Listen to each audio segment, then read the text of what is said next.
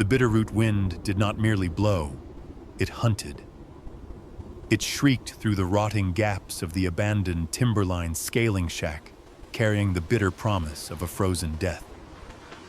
Inside the collapsing structure, the darkness was absolute, broken only by the pale, violent moonlight filtering through a collapsed section of the cedar-shingled roof. Lenora Bates pressed her spine against the freezing timber wall, her breath pluming into the air like thin white smoke. She pulled the oversized, stiff canvas duster tighter around her shoulders, though it did little to stop the agonizing chill seeping through her moth-eaten green wool dress. Her ash-brown hair hacked off unevenly at the jawline with a pair of sheep shears to evade grasping hands was plastered to her forehead with sweat and melting frost. A brutal, heavy contraction seized her lower abdomen, pulling a silent gasp from her cracked lips. She curled her body protectively over her swollen belly, biting the inside of her cheek, until she tasted the sharp tang of fresh copper. The child inside her shifted restlessly, protesting the lethal cold. Lenora squeezed her eyes shut. Her left cheekbone throbbed with a sickening rhythmic ache, the dark, swollen bruise Silas Thorne had given her right before he had her shoved down the post office steps and banished into the winter wilderness. She was supposed to be dead by now. That was the banker's design. Her numb, blue-tinged fingers tightened around a rusted length of stolen telegraph wire. She had ground one end against a riverstone for hours until it was as sharp as a butcher's needle. Her boots, the leather cracked and soles flapping loose, were bound together with more of the same stiff wire. She was freezing, starving, and entirely alone, but she would not be taken without a fight. She listened to the howling wind, waiting for the inevitable heavy crunch of boots in the snow, Silas's bounty hunters coming to finish the job.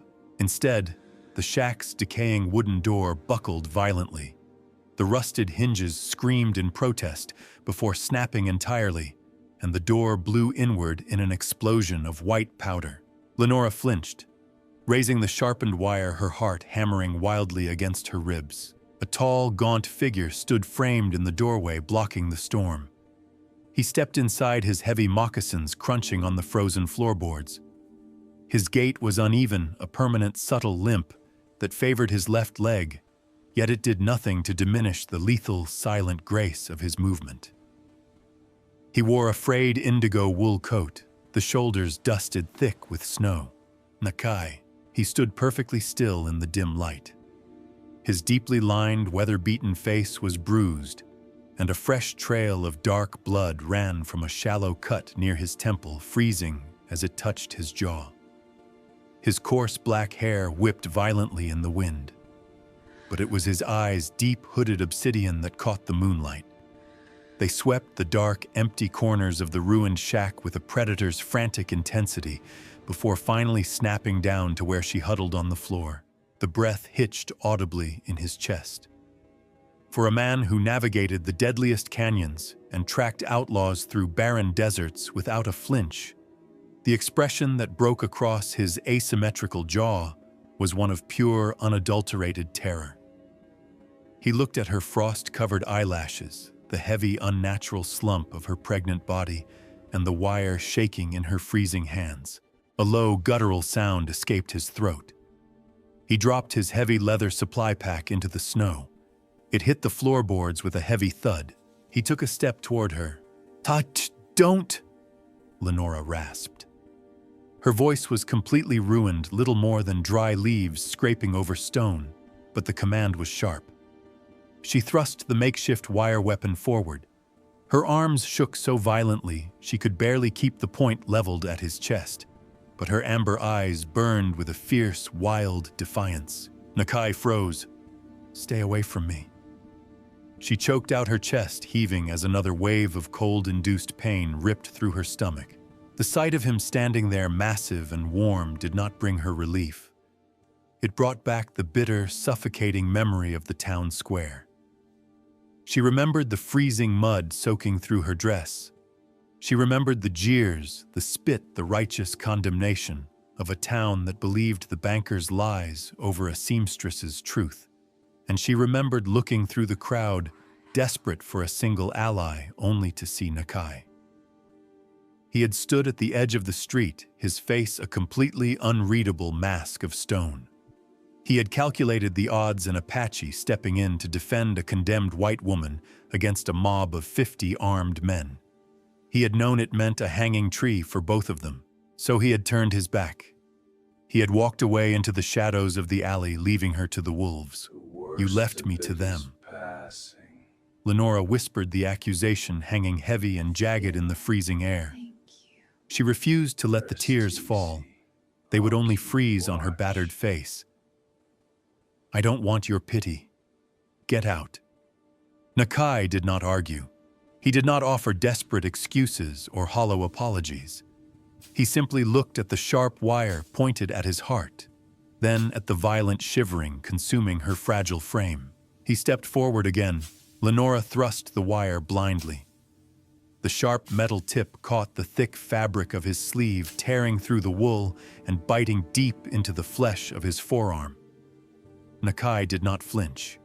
He did not pull away. He did not even look at the dark blood welling up and soaking into the indigo wool. He accepted the pain without a single sound, taking the strike as if it were a rightful judgment. He stopped just inches from her boots. Slowly, deliberately, he unfastened his heavy indigo coat. The freezing draft immediately lashed at his thin, sweat-stained canvas shirt, but he ignored it. Kneeling heavily on the frozen floorboards, his bad legs stiff, he gently draped the massive body-warmed coat over her trembling shoulders. The scent of pine resin, cold earth, and wood smoke enveloped her, carrying a residual heat that felt like a physical shock to her freezing skin. Before she could push the coat away, Nakai turned his back to her. He shifted his body, positioning his broad shoulders and lean torso directly between her and the gaping hole in the shack's wall. He became a living shield, absorbing the brutal biting brunt of the blizzard, so that she would not have to feel it. With numb, scarred hands, he reached into his leather pouch. He pulled out a piece of flint and began striking it against a steel rod over a small pile of dry pine needles and cedar bark he had brought in his pack. He struck it once, twice, 3 times, his jaw locked in silent determination. Sparks caught. A tiny ribbon of orange flame flickered to life in the oppressive darkness. He crouched over the small fire, feeding it twigs, his back completely exposed to the howling storm outside. He still hadn't spoken a single word, but as the firelight chased the shadows from the shack, Lenora stared at his bleeding arm and his shivering shoulders. The silence between them was heavy, broken only by the wind and the crackling wood, but his actions echoed louder than any apology. He had walked through a winter hell to find her, and he was begging for her life, using his own as the collateral. The tiny fire crackled, a fragile, snapping heartbeat in the center of the ruined scaling shack. Nakai fed it with a desperate, measured precision, using only the driest splinters of cedar he had carried in his pack to ensure it produced heat rather than choking smoke. Beneath the heavy indigo wool coat, Lenora's body began to register the warmth. Paradoxically, the sudden shift in temperature did not bring comfort. It brought agony. As sluggish, half-frozen blood fought its way back into her extremities, her limbs burned with a million microscopic needles. The violent shivering gave way to a slick, suffocating heat. A fever stoked by exhaustion and the trauma of the freezing wilderness clawed its way up her spine. Her vision blurred. The dark, timbered walls of the shack seemed to dissolve, melting into the gray, relentless rain of the town square. She was no longer on the hard floorboards. She was back in the mud at the base of the post office steps. The memory was so visceral, she could taste the grit in her mouth. Silas Thorne towered over her, his polished leather boots immaculately clean, while she knelt in the freezing slush. The banker's face was twisted in a mask of manufactured righteous fury, though his eyes held the cold, calculating gleam of a predator tying up a loose end. "She a thief and a harlot." Silas's voice boomed, echoing off the wooden storefronts, ensuring every gathered citizen heard his version of the truth. Stealing from the very telegraph office that gave her charity. And now she carries the devil's consequence in her belly. The back of Silas's hand had struck her then, a brutal, sweeping blow. His heavy gold signet ring tore the skin over her cheekbone, sending her sprawling sideways into the mud. Lenora had gasped, clutching her stomach, her ash-brown hair plastered to her face. She had looked up at the circle of townsfolk. The blacksmith, the baker, the women she had mended dresses for, they all looked away. Desperate, her frantic gaze had cut through the crowd, landing on the narrow space between the mercantile and the saloon.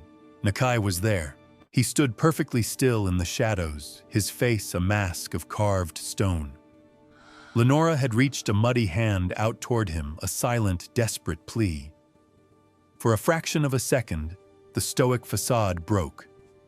She saw the violent tightening of his jaw, the white-knuckled grip on the handle of his hunting knife. He wanted to kill the banker. He wanted to cross the street and tear Silas Thorne apart. But this was the frontier, and the laws of blood and race were absolute. If an Apache tracker stepped into the town square to strike a wealthy white man, he would not just be hanged. They would lynch him, and then they would drag Lenora to the gallows right beside him for conspiring with a savage. Stepping off the boardwalk meant a death sentence for them both. Nakai had looked at her, his obsidian eyes dark with a crushing, helpless agony. And then he had turned his back. He walked away, disappearing into the falling rain, leaving her to be driven out into the winter wilderness. No. Lenora moaned, the fever twisting the memory like a knife in her ribs. You left. A rough, calloused hand firmly gripped her calf, snapping her back to the present. Lenora gasped, her eyes flying open. The harsh wind rattled the surviving roof shingles. She was still in the shack. Nakai was kneeling at her feet. He had completely ignored the bleeding gash on his forearm where she had struck him with the wire. Instead, his total focus was on her ruined boots. With quiet, painstaking care, he was unwinding the sharp telegraph wire she had used to bind the flapping leather soles together. He tossed the rusted wire aside and gently pulled the frozen leather from her feet. Her stockings were soaked through, sticking to her skin like ice. He peeled them away. Lenora winced, trying to pull her legs back. Her toes were a terrifying, waxy shade of gray, the early deadly signs of frostbite. Don't, she breathed, ashamed of her broken state. Nakai ignored her protest. Without a moment's hesitation, he unbuttoned the top of his canvas shirt, exposing the hard, scarred muscles of his chest and stomach to the freezing air of the shack. He took her icy bare feet in his hands and pressed them flat against his bare skin, wrapping his arms securely around her ankles to hold them there. The shock of his core body heat was staggering. Lenora let out a sharp breath, her hands gripping the edges of his indigo coat. It was a crude, raw survival tactic, deeply intimate and entirely necessary. He was draining his own vital heat to save her limbs from dying. As he leaned forward to secure his grip, a small object slipped from beneath the collar of his shirt, falling outward to dangle by a worn leather cord. Lenora's breath hitched. It was a cracked obsidian arrowhead bound tightly by a bright, thin thread of copper wire. She stared at it, the feverish haze parting for a moment of startling clarity. It was telegraph wire. 2 months ago, back when she still had a job and a life, he had come into the office to send a message to a cavalry outpost. He had dropped his arrowhead, and the old sinew binding it had snapped. She had silently cut a piece of polished copper wire from the spool on her desk and wrapped it for him. He hadn't said a word then either. He had only looked at her with an intensity that made her heart race. He had kept it. Through the betrayal, through the banishment, through the storm, Lenora looked up from Nakai to Nakai's face. In the flickering orange light of the small fire, the true toll of his journey was laid bare. His face was gaunt, the skin tight over his angular cheekbones. Dark, bruised circles hollowed out his eyes. His lips were cracked and bleeding from the wind. He had not sought shelter. He had not stopped to sleep. He had walked straight into the teeth of the Bitterroot blizzard for 3 days and 3 nights, tracking a ghost through the snow, because he could not live with what his survival had cost her. Slowly, Nakai shifted one hand from her ankles. He reached for a battered tin cup he had set near the edge of the fire. The snow inside had melted and was steaming slightly. He held the cup to her cracked lips. His hand, usually so steady holding a rifle or a skinning knife, possessed a slight, exhausted tremor. Lenora met his gaze. The obsidian eyes that had been so unreadable in the town square were now entirely open, stripped of all their defensive armor. There was no pity in them. There was only a profound, suffocating remorse. It was a silent, desperate plea. He was begging her to drink. He was begging her to endure the pain. He was begging for the chance to be the shield he had failed to be 3 days ago. Lenora's throat tightened. The sheer weight of his unspoken vow pressed down on her heavier than the winter storm outside.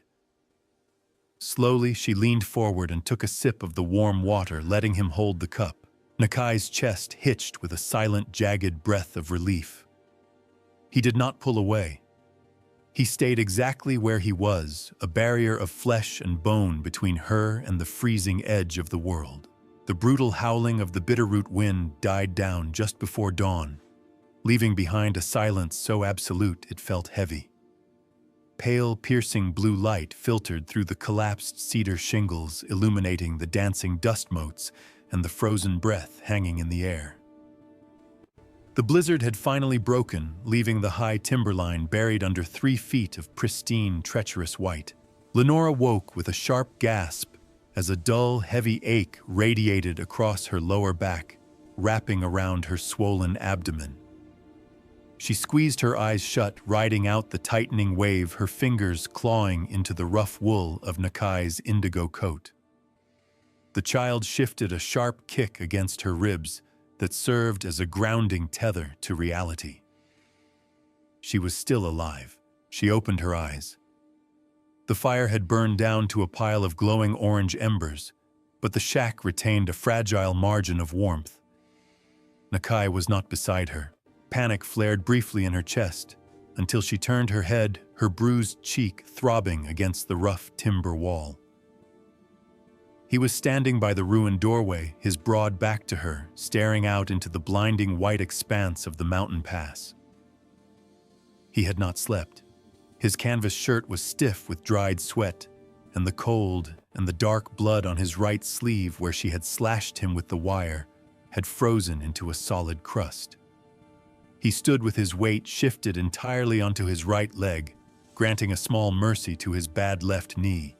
Yet his posture held the coiled, terrifying stillness of a mountain lion catching a scent.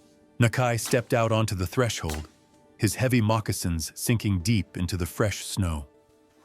Lenora watched him crouch, his fingers brushing the surface of the powder just beyond the protective overhang of the shack's roof. He remained motionless for a long moment, reading a story written in the snow that she could not see. When he finally stood and turned back toward the interior, the exhausted vulnerability from the night before was completely gone. His asymmetrical jaw was set like forged iron. The deep-set obsidian eyes were flat and lethal. Lenora struggled to sit up, pulling the heavy coat tight around her neck. "What is it?" she rasped, her voice still ruined from the cold. Nakai stepped back inside his boots, crunching on the floorboards. He didn't answer immediately. Instead, he moved to the corner of the room where he had discarded the rusted telegraph wire he had unspooled from her ruined boots the night before. "Woman," Nakai said. His voice was a low, gravelly rasp, a sound barely used and rough around the edges. 3 heavy boots. They pushed through the tail end of the storm. Lenora's blood ran cold, chilling her faster than the winter air. Silas Thorne's bounty hunters. She had hoped the blizzard would bury them, that the mountain would show them the same merciless wrath it had shown her. But Silas paid in gold, and gold-bought desperate, relentless men. They had tracked her footprintless path by following the sheer logic of the terrain, knowing the scaling shack was the only structure for 10 miles.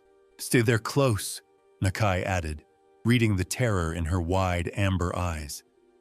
"The tracks are fresh. The wind hasn't filled them." He didn't waste another second. He moved with a brutal, calculated efficiency, transforming the decaying wooden shack into a choke point. He took the length of stiff, rusted telegraph wire and moved to the shattered doorway. The hinges were destroyed, the heavy oak door lying useless in the snow.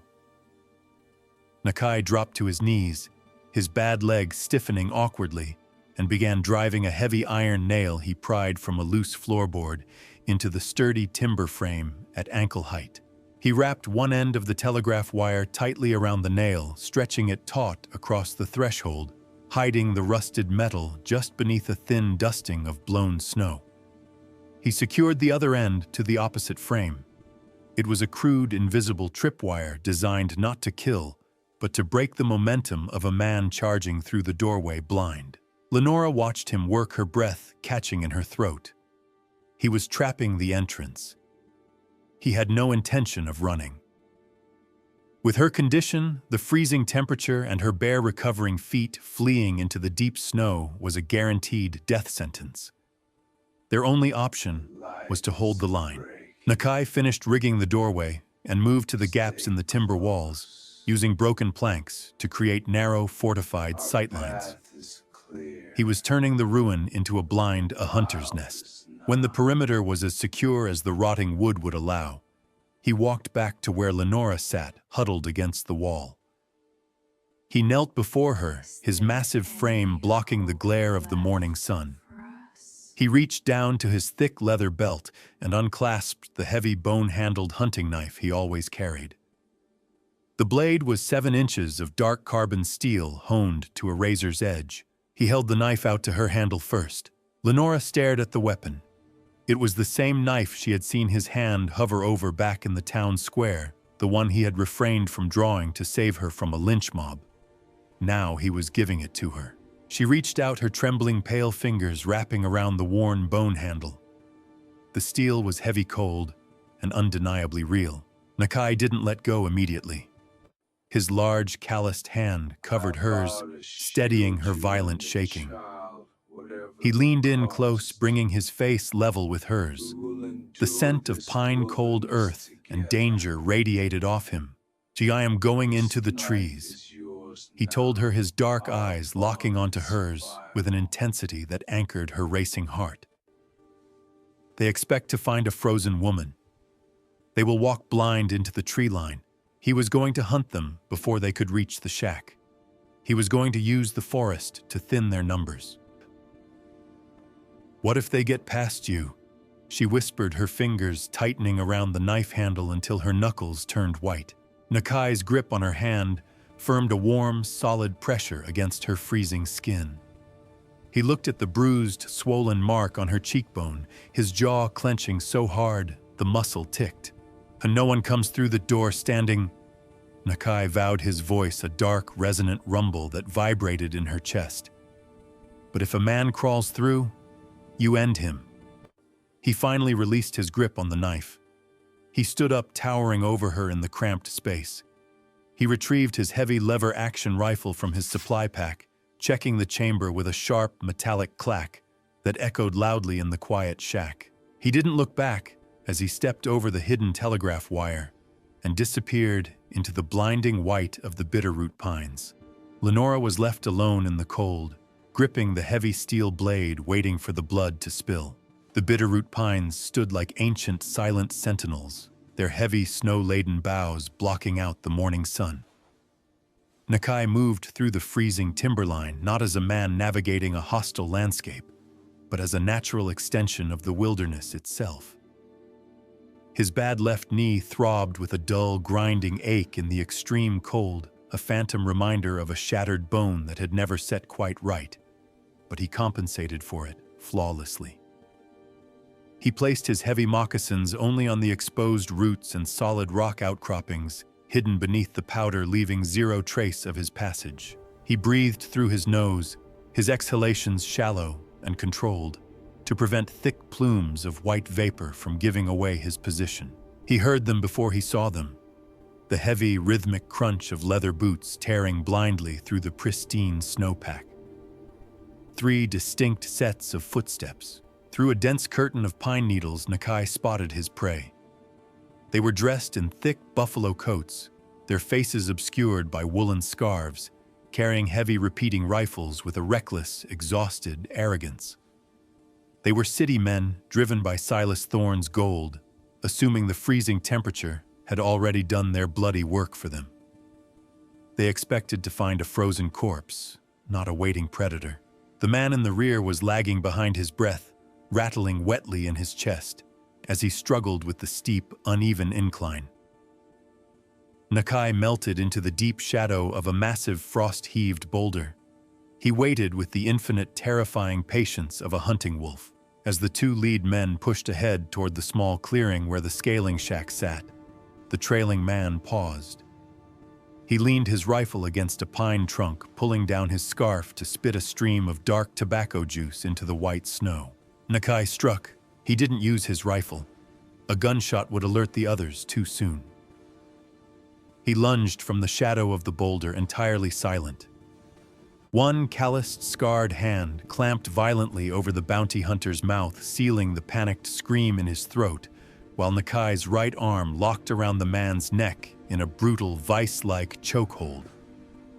The hunter thrashed his heavy boots, kicking wildly at the snow, but Nakai's wiry, sinewy frame was immovable. He dragged the man backward into the deep brush, applying agonizing, precise pressure to the carotid artery until the violent thrashing ceased and the hunter's eyes rolled back into his head. Nakai lowered the unconscious, dying man gently into a deep snowdrift, taking his rifle and tossing it down into a rocky ravine where it could not be recovered. 1 down, 2 remained. Inside the shack, Lenora's breath hitched. She sat perfectly still on the floorboards, swallowed by Nakai's massive indigo coat, gripping the bone-handled knife so tightly her fingers cramped. The fire had died down to a faint, glowing orange pulse, doing little to combat the creeping cold. She listened. The wind had dropped to a low moan, making every sound outside amplify in the heavy silence. Crunch, crunch. The footsteps were not coming from the front door where Nakai had rigged the tripwire. They were circling. Lenora's amber eyes widened in the gloom. The hunters had split up. One was flanking the shack, moving toward the rear wall where the rotting timbers had caved in completely, leaving a jagged, gaping hole barely covered by a flapping piece of frozen canvas. Panic, raw and paralyzing, threatened to drown her. Another brutal contraction seized her stomach, forcing a strangled, agonizing gasp from her cracked lips. She bit down hard on her tongue, tasting fresh copper. She could not freeze. She could not just sit in the dark and wait for Nakai to save her. If the man came through the back, he would shoot her point blank before Nakai even knew he was there. Pushing through the blinding pain in her lower back, Lenora forced herself up into a crouch. Her bare, frost-nipped feet touched the icy floorboards, but the massive surge of adrenaline temporarily masked the cold.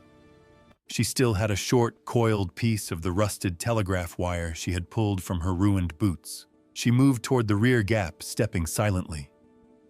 There was a narrow bottleneck where the collapsed roof beams forced anyone entering to step over a high timber sill. Lenora quickly looped the telegraph wire across the interior of the gap, tying it off on a rusted nail, creating a second invisible snare at knee level in the shadows. Then she picked up a heavy, solid length of split cedar firewood Nakai had brought in the night before. She tucked the hunting knife securely into the pocket of the indigo coat. She pressed her back against the wall right beside the opening, raising the heavy wood with both hands. She held her breath. She waited.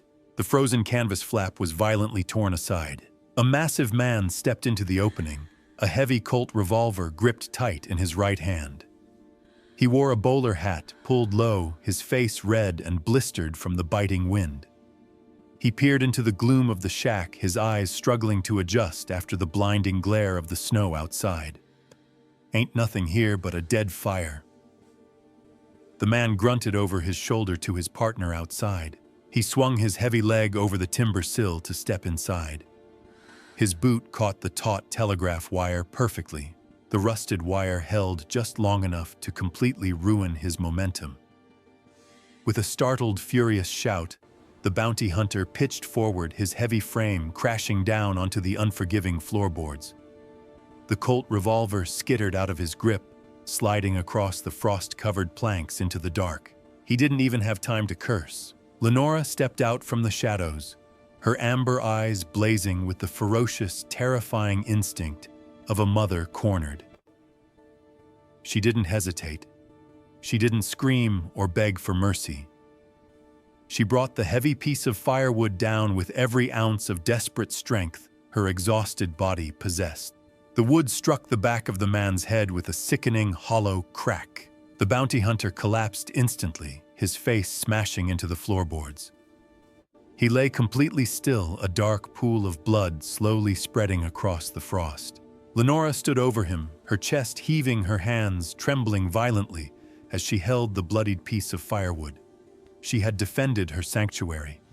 She was not the helpless, ruined thing Silas Thorne had thrown away, but her fragile victory was shattered an instant later by the deafening, thunderous roar of a rifle firing just outside the front of the shack, followed by a sickening sound of impact. The deafening roar of the rifle shot shattered the heavy silence of the timberline, vibrating through the rotting planks of the scaling shack. Lenora flinched, her amber eyes widening in the gloom as the sharp, acrid scent of burnt black powder drifted through the gaps in the wood. A heavy, sickening thud followed the unmistakable sound of dense bone taking a brutal impact. Then there was only the low moan of the bitterroot wind. Lenora did not scream. Her breath came in jagged, shallow gasps, her chest tightening with a terror so profound it felt like a physical weight crushing her lungs. She looked down at the unconscious bounty hunter bleeding on the floorboards. She dropped the heavy piece of firewood and bent down her frost-nipped fingers, snatching the heavy Colt revolver from the icy planks. The gun was massive, the blued steel freezing against her palms, but she gripped it with terrifying resolve. She slipped Nakai's bone-handled hunting knife deeper into the pocket of the indigo coat. She crept toward the front of the shack. Her bare feet moved silently over the frost, completely numb to the agonizing cold. Outside, the blinding glare of the morning sun reflecting off the pristine snowpack made her squint. Through the narrow gap between the doorframe and the wall, she saw the horrific aftermath of the struggle in the trees. Nakai had not been shot, but he was losing. In his attempt to silently ambush the lead hunter, Nakai had misjudged a drift, concealing a jagged web of deadfall. His bad left knee had slipped into the crevice, pinning his leg, just as he struck. The lead hunter, a massive, scarred brute wearing a heavy buffalo coat, had used the momentary advantage to swing the brass-plated stock of his Winchester rifle like a club. The blow had caught Nakai across the side of the head. Now the tracker was on his knees, in the deep snow, blood pouring freely from a dark gash above his temple, staining his sweat-stiffened canvas shirt. He was struggling to stand, fighting against the crushing pain in his trapped leg, his movements sluggish and uncoordinated from the concussion. The lead hunter stood over him, breathing heavily, his face twisted into a cruel, triumphant sneer. He didn't raise his rifle to deliver a killing shot. He wanted to savor the kill.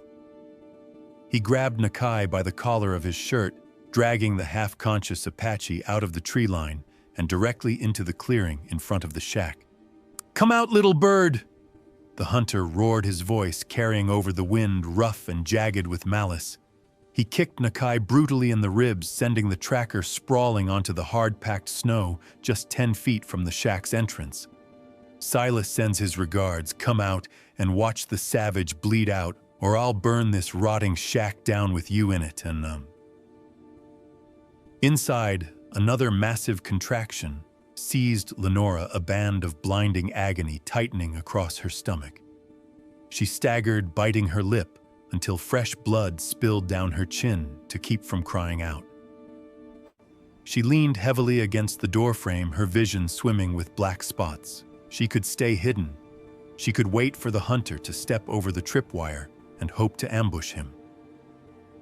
But as she watched the man draw a long, serrated skinning knife from his belt and grab Nakai by the hair, preparing to open his throat, Lenora knew there was no time. Nakai had walked into a blizzard to give her a chance at life. She would not let him die in the snow. Lenora stepped out onto the threshold. The freezing wind immediately lashed at her bare feet and exposed calves, but the fire of adrenaline burning in her veins masked the cold. She stood tall in the doorway, the oversized indigo coat billowing around her frail, pregnant frame. The hunter paused, his serrated blade resting against Nakai's throat. He looked up, his cruel eyes locking onto Lenora. He let out a dark, mocking laugh, taking in her bruised face, her hacked-off hair, and her bare feet sinking into the snow. "Look at you." He sneered, his grip tightening on Nakai's hair. The banker's whore looking like a drowned rat. "Drop the iron, girl. You can't even hold it straight." It was true. The heavy Colt revolver was shaking violently in Lenora's two-handed grip, but her amber eyes were dead stripped of all the fear and shame that had chained her in the town square. She cocked the heavy hammer back with her thumb. The metallic click was sharp and decisive in the cold air. "Let him go!" Lenora rasped, her voice completely broken but her intent lethal. The hunter laughed again, shifting his weight. "Or what, you'll shoot me? You ain't got the spine to pull that trigger, little bird." He turned his attention back to Nakai, raising the knife to strike. Lenora didn't hesitate. She squeezed the trigger. The Colt roared, a deafening explosion of smoke and fire that kicked backward with bone-jarring force. Lenora was thrown off balance, her shoulder slamming hard into the timber doorframe. The bullet did not hit the hunter's heart, but the massive .45 caliber slug tore through the thick buffalo leather of his coat, shattering his left collarbone in a mist of red. The man shrieked, a sound of pure, unadulterated shock and agony. He dropped the hunting knife, his hand flying to his ruined shoulder as he stumbled backward in the snow. It was a split-second distraction, but for a frontier tracker, a split second was an eternity. Nakai surged upward. Ignoring the agonizing pain in his trapped knee and the blood blinding his left eye, he moved with the explosive, terrifying violence of a cornered predator. He didn't reach for a weapon.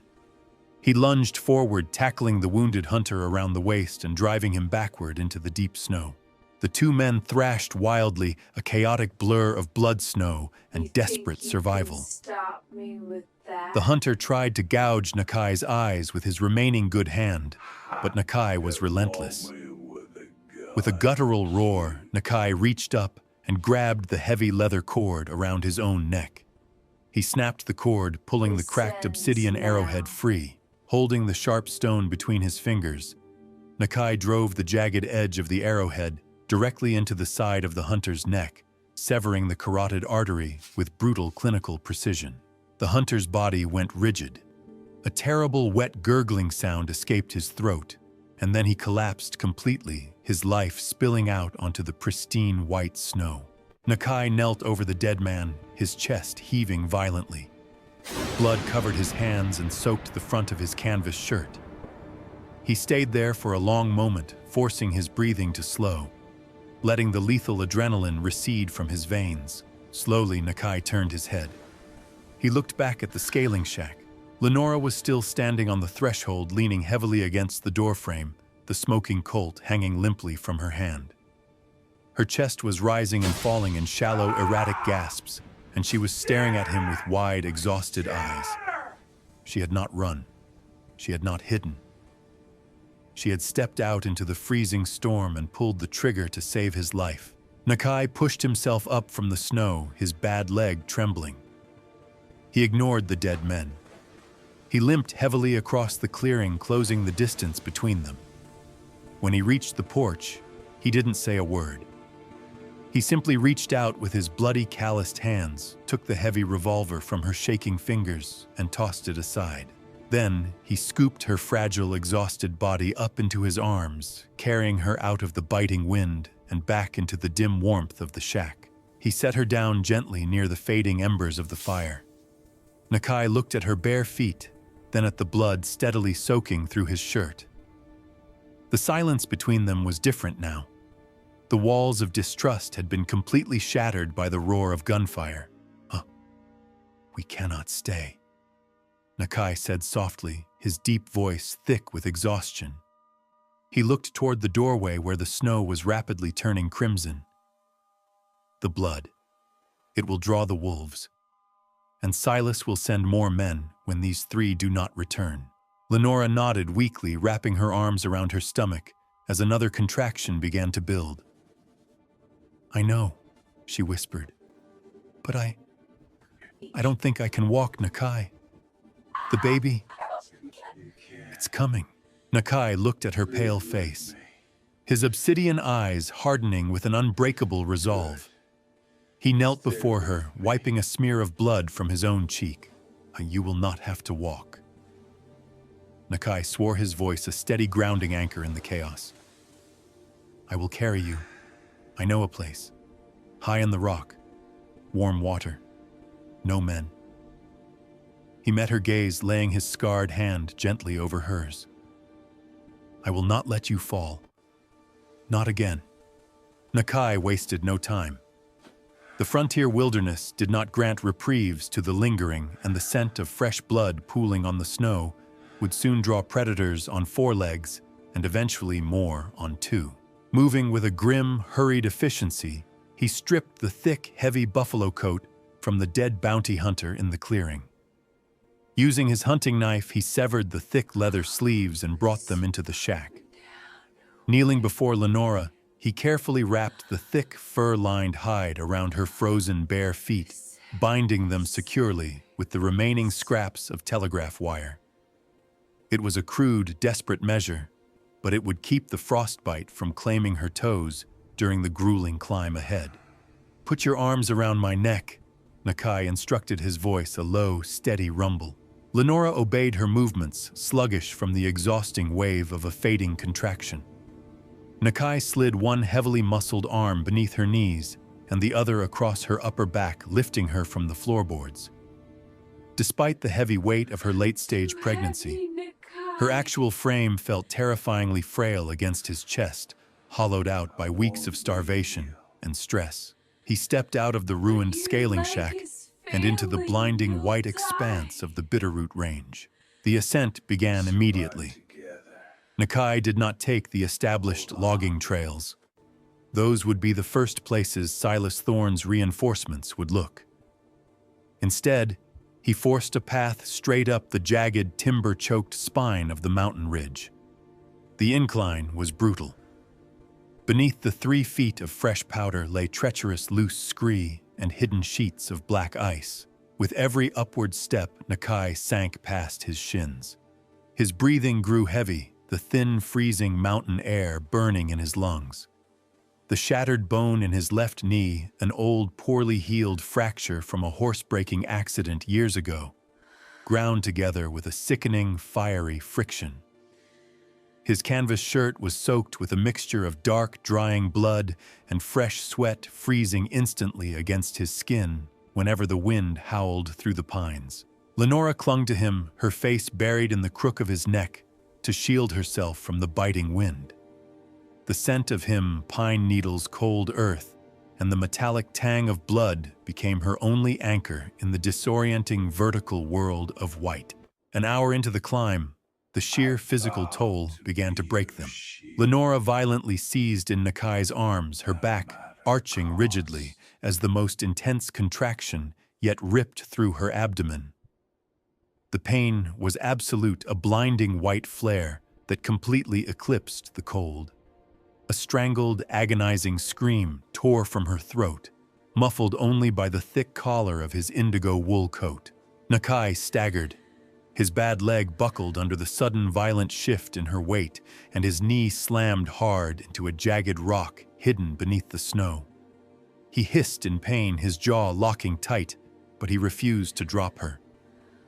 He threw his weight forward, catching himself with his bloody right hand against the frozen bark of a towering pine, absorbing the brutal impact so she wouldn't feel it. He held her tight against his chest, waiting for her body to stop convulsing.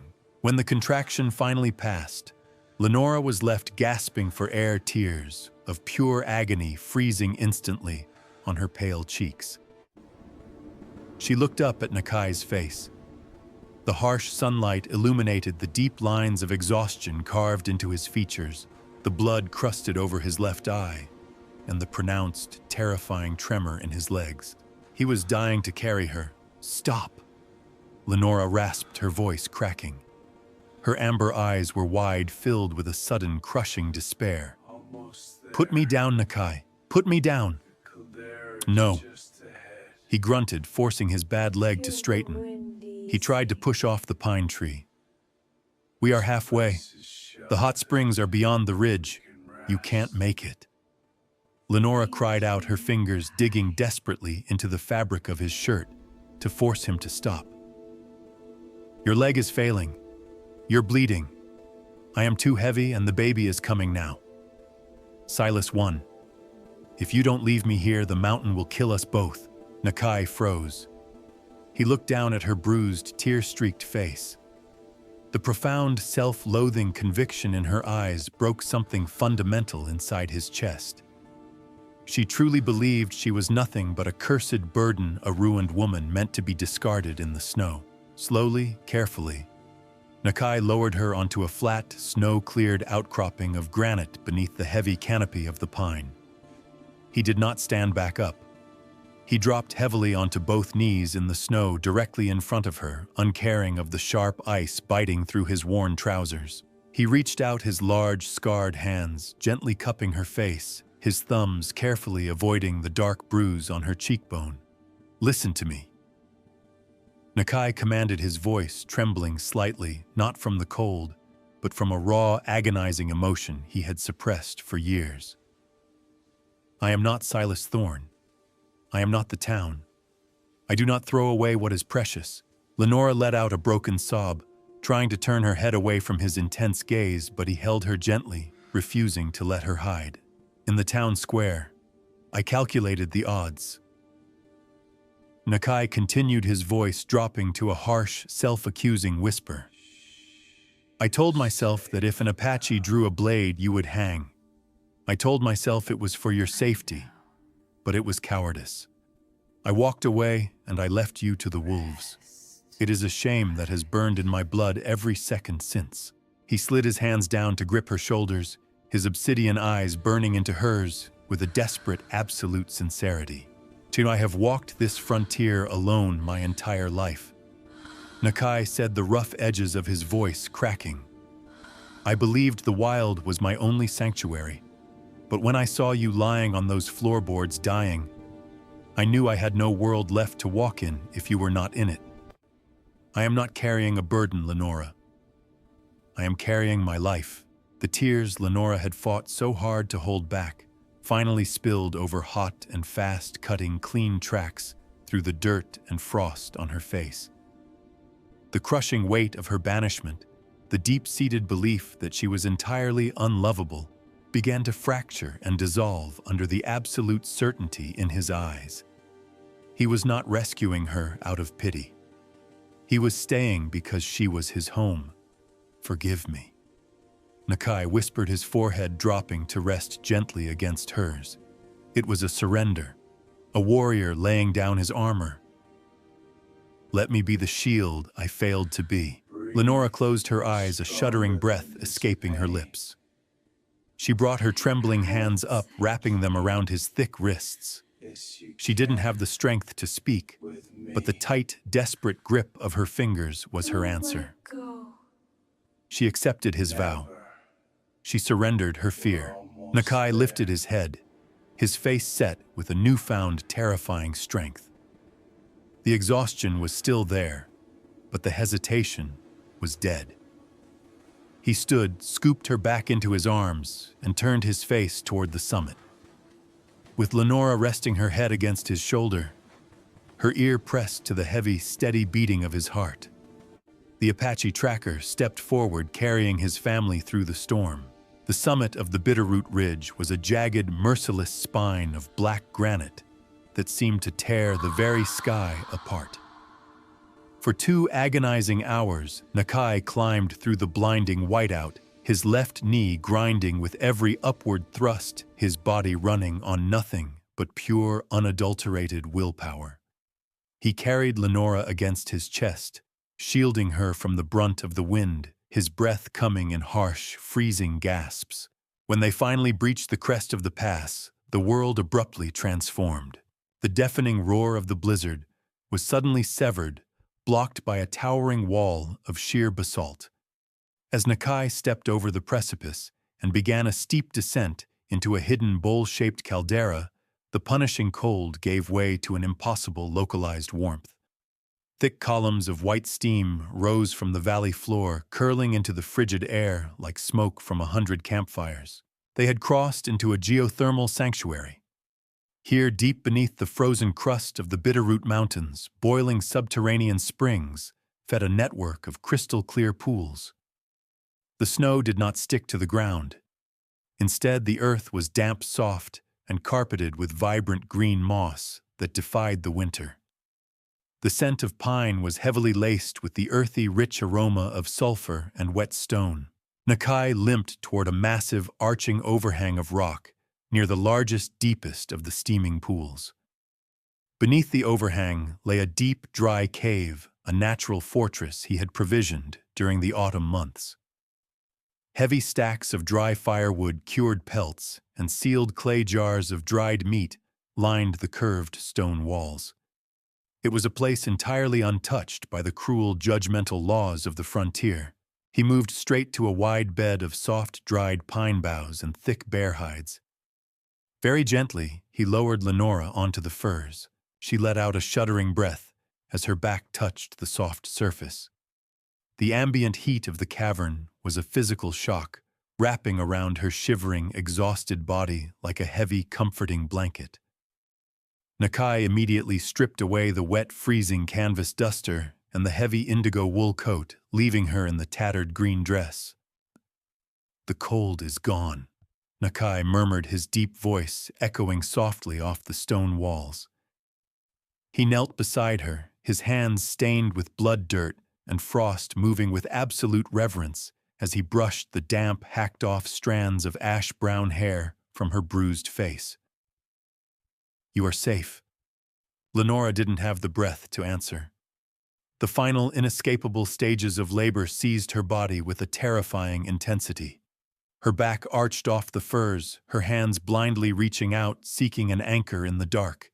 Nakai caught her hands. His grip was an iron vice, steady and unyielding. For the next several hours, the silent, deadly Apache tracker became a midwife and a pillar of sheer endurance. He did not flinch from her pain. He bathed her face with warm water from the hot springs, using a piece of clean linen from his pack.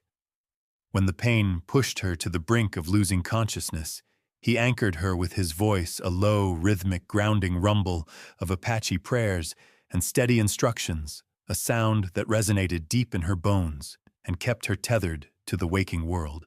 He poured his remaining strength into her, refusing to let her give up. Just outside the valley, miles below the timberline, the winter storm raged on, burying the scaling shack and the bodies of the bounty hunters under impenetrable layers of white.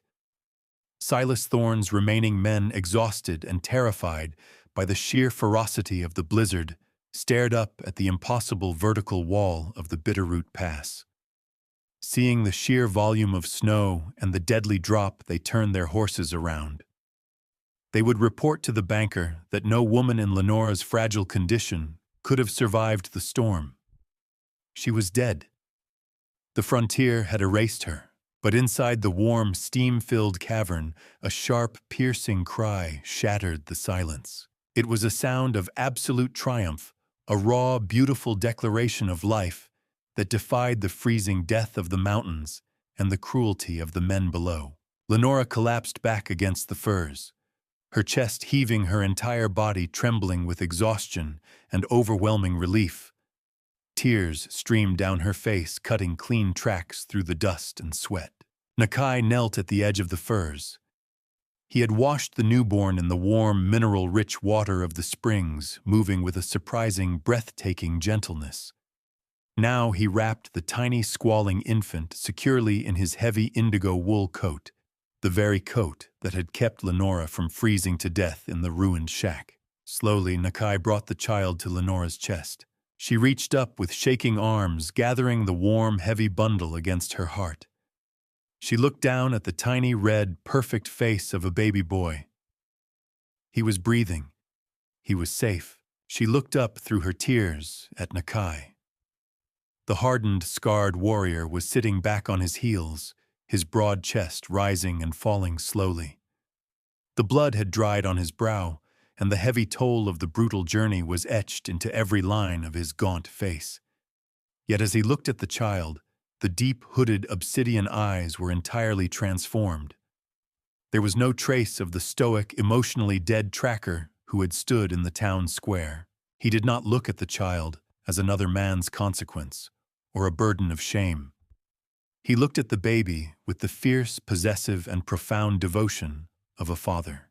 Nakai reached out his calloused, scarred finger, gently stroking the infant's soft cheek. The baby quieted instantly at his touch. "He is strong," Nakai whispered, his voice thick with a raw, unprotected emotion. He lifted his gaze to meet Lenora's amber eyes. "He has his mother's fire." Lenora let out a wet, broken laugh, her hand reaching out to cover his large, rough hand where it rested against the baby. The bruised, banished seamstress and the broken, exiled tracker sat together in the quiet warmth of the cavern. The world below had treated her as property to be discarded, and it had treated him as a monster to be feared. But here, surrounded by stone and steam, none of that mattered. The wilderness had not broken them. It had burned away everything false, leaving only the truth of their bond. Nakai shifted his weight, moving to sit fully beside her on the furs. He wrapped his thick, powerful arm around her shoulders, pulling her and the child securely against his side. Lenora rested her head against his chest, listening to the steady, enduring rhythm of his heartbeat. She closed her eyes, the warmth of the fire and the hot springs washing over her. She was no longer a cast-out woman fighting for her life in a ruined shack. She had found her fortress, and she had finally found her home. If you felt the heart-pounding drama and wild romance of Lenora and Nakai's fight for survival, please hit that like button right now. Share this incredible story of resilience with your friends who love a true frontier rescue. And don't forget to subscribe to our channel for more breathtaking real-life tales of emotional healing, fierce protectors, and untamed frontiers. Drop a comment below with your favorite moment from their journey.